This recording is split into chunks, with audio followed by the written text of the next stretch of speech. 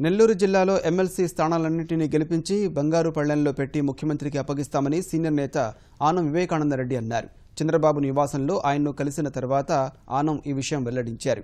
నెల్లూరు వాళ్లకు వాక్శుద్ధి ఎక్కువని, ఏం చెప్పినా జరిగి తీరుతుందని అన్నారు. వైకాపా అధ్యక్షుడు జగన్తో పాటు నేతలపైన తనదైన శైలిలో విమర్శలు గుప్పించారు.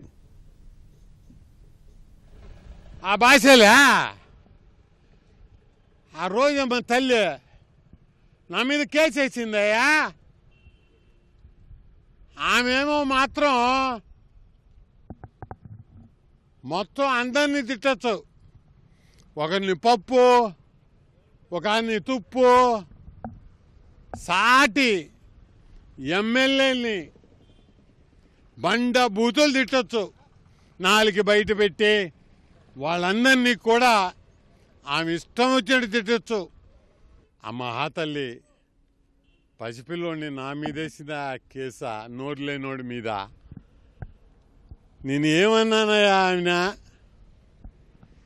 ఆమెకేమన్నా డ్రామాలుంటే,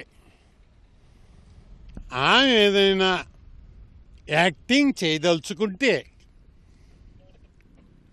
టీవీలో చేసుకో, జనం ముందు చేయవాక తల్లా, నా బంగారు తల్లా.